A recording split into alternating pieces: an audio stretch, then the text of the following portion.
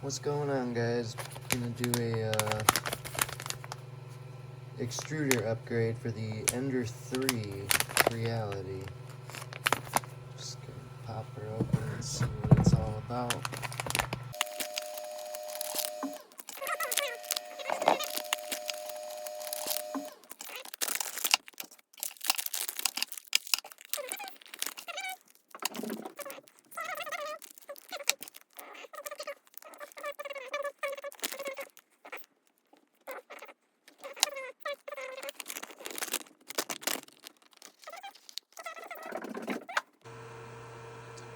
What's up? I have the Creality Ender3 here. It's fully stock, and I'm gonna actually upgrade my extruder assembly here. Because I got this plastic piece busted off, and this thing's just... let me see if I can get it to focus here. This piece is busted off here. And I just want to upgrade it and see what if it makes a difference or not. I don't typically have issues with my extruder. Every once in a while I'll hear it clicking. So I'm going to give it a shot and see what happens. Got just my basic standard 1/4 inch socket set with some hex bits. Got one of these right angle bit drivers. Just gonna give it hell. Got the parts over here. Apparently it's aluminum, so we'll see how it goes. At least it'll look cool, I think.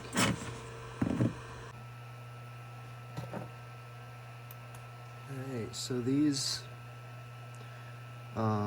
hex bolts are, I'm sure they're metric, but they fit. This one fits. This size fits, and it's a 5/64. Teeny little guy, but it's a little hex bit.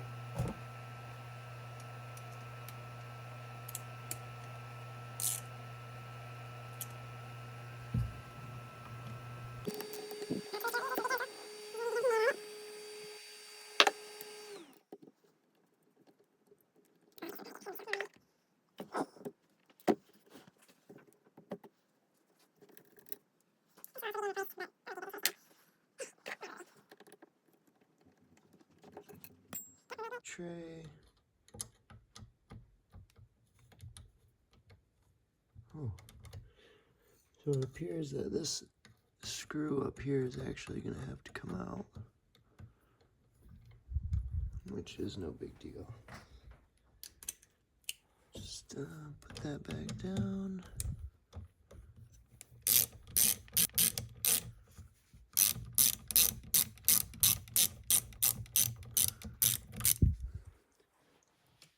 Make sure there's enough clearance.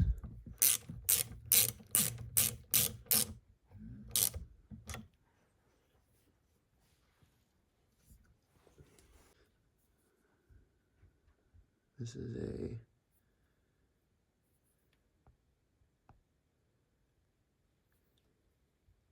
3/32. Pretty small. This is just El Cheapo. Nothing fancy. Nothing fancy here. Gonna show you that.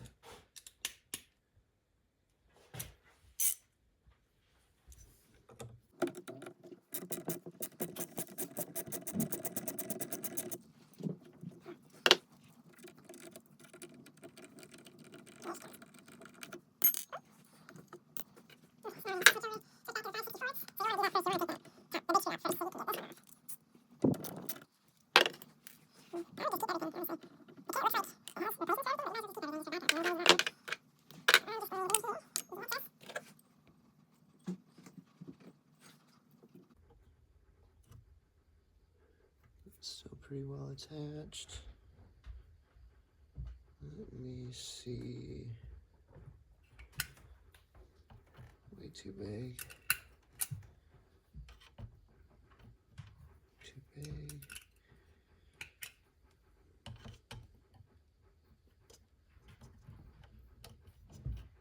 Take this off completely.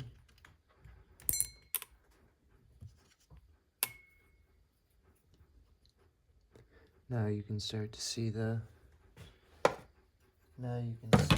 part. That's where that piece goes. It's this right here. There's a small bit here, bit driver here so we can fit.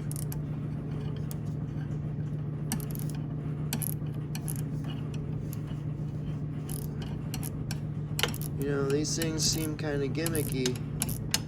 You know, when you look at like what Craftsman is generally used for, which is like automotive or just random shit, like working on your lawnmower.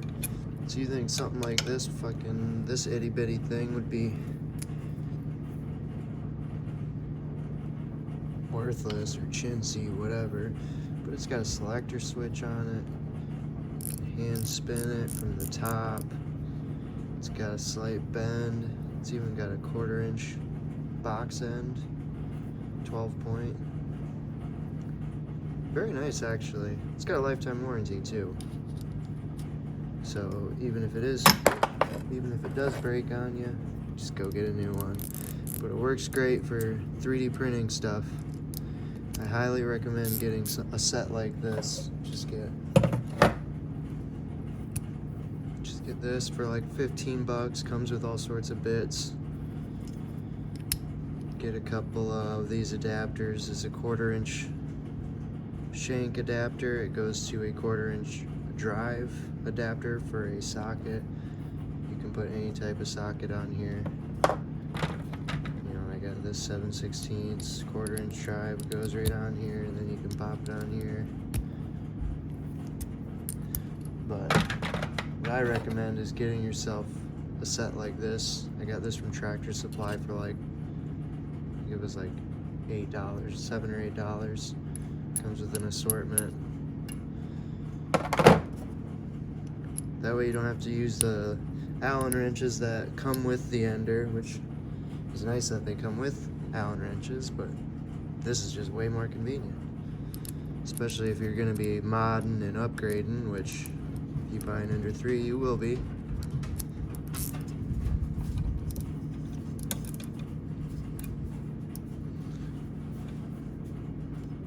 See, look, I can spin it like that from the top with this dial. I mean, come on. Makes it so much easier.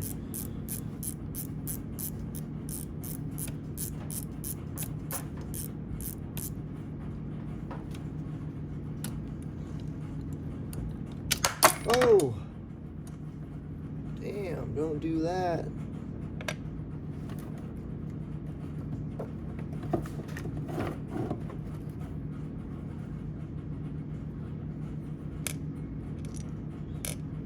Oh, that had some kind of rubber collar on that. Well, that's why you don't have such a messy workshop. Oh, there we go. Had like a plastic collar around the bolt just to kind of help it seat in there, I guess. Might need that, so I'm gonna hold on to that.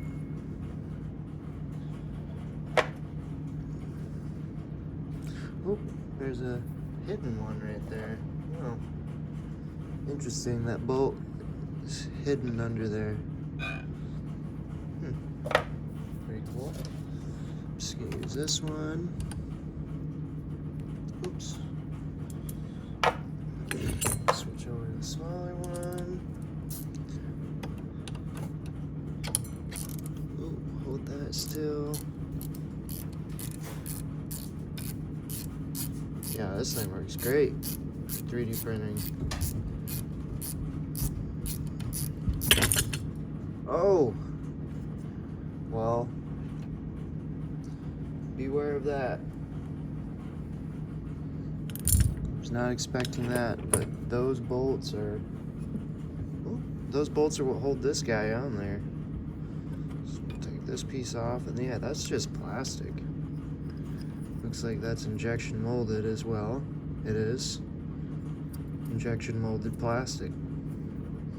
Probably just nylon or something. But we'll just set this here. Grab our kit. We're gonna peep our hardware real quick. Alright, so I am going to put this first piece on there. This piece right here. Just gonna set it right there. That's how it goes. I know that this bolt goes in this corner here because of the way it's beveled or chamfered, however you want to call it. Whoops. Oh, definitely don't want to be doing that. Don't want to be mixing up parts here.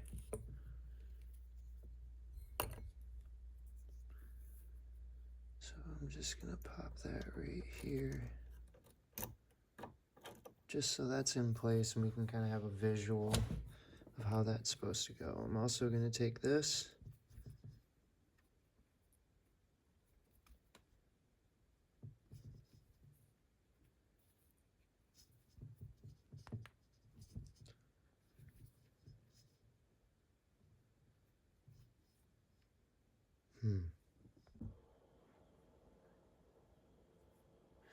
Alright, so it turns out that these stock motors, extruder motors, the gear here is not supposed to be removed, is not designed to be removed.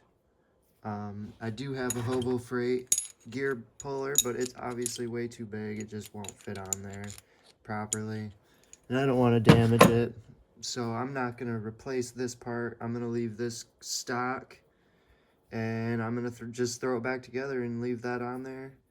And so essentially, when you go to upgrade this, when you get this kit, it would be a good idea just to upgrade this motor as well. That way you don't have to finagle with getting this gear off just to replace the one gear. It just doesn't seem worth it to me to risk damaging something.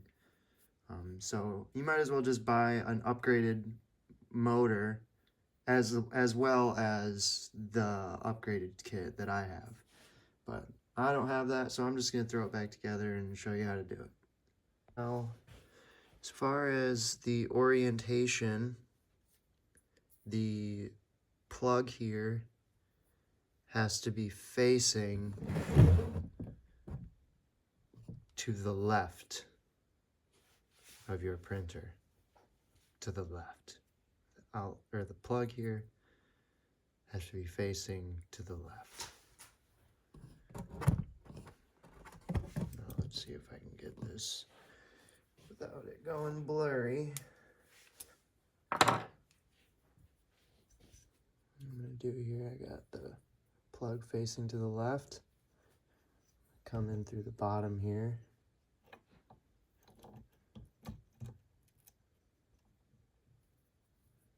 Put a little bit of pressure downward on this bolt. Maybe it'll go right into place. And it has. Alright, so we're going to keep that supported. Grab another fastener.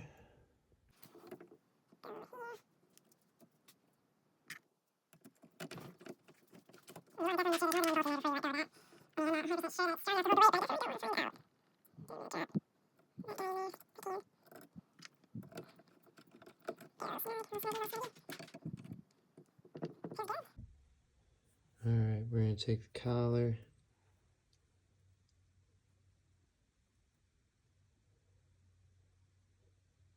and the M4x12. The M4x12 goes in here.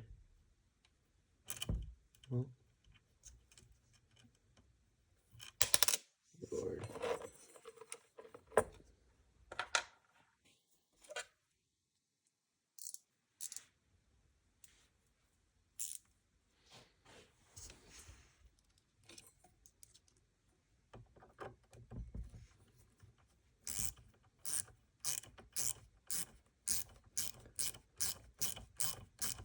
Run that in as far as we can. Once we get it out a little bit poking out on the other side, we'll take the old collar.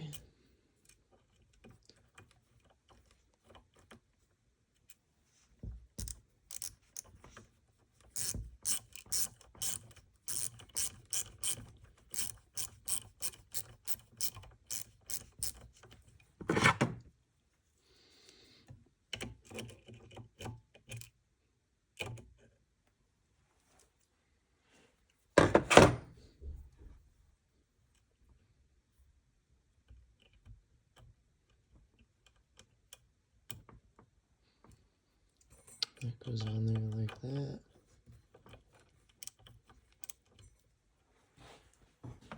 Spring sits on here like so.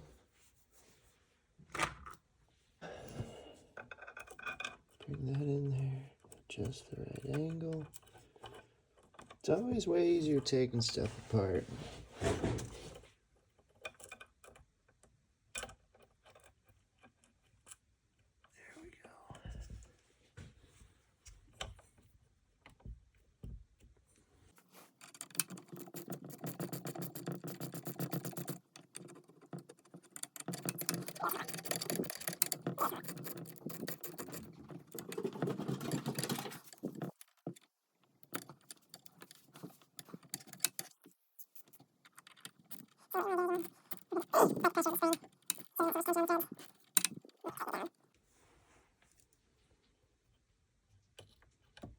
Okay, so that was a bit of a process, but I figured it out.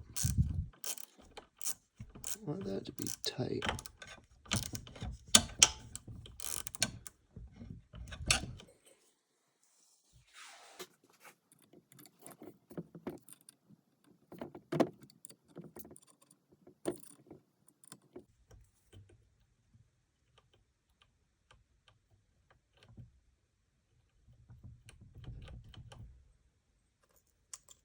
Uh-oh. I think righty tighty just became righty loosey on this.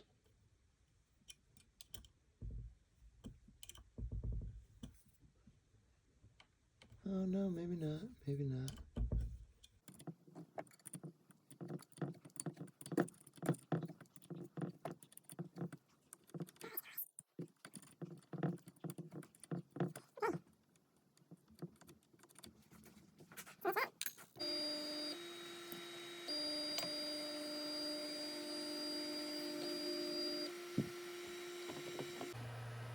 So now we're going to take the new Bowden tube fitting. Just hand tighten it in there. There's really no need to use a wrench on that. Pop that down, shove the Bowden tube in, and I believe we're good to go. Alright, so now we're going through the beginning phases of testing it out. Just gonna feed it through. Helps to cut it at a 45. Alright, so it went in. We're just gonna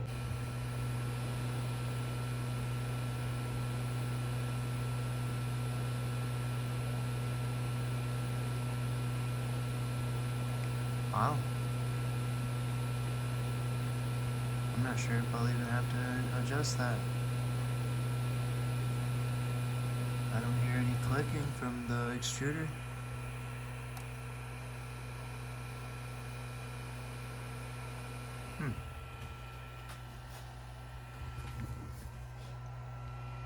Definitely seems good. I may have to calibrate my E-steps again, but I'm just gonna send it with a print and see what happens. Yeah, so you really just want to be listening for clicking or like a jumping sound almost.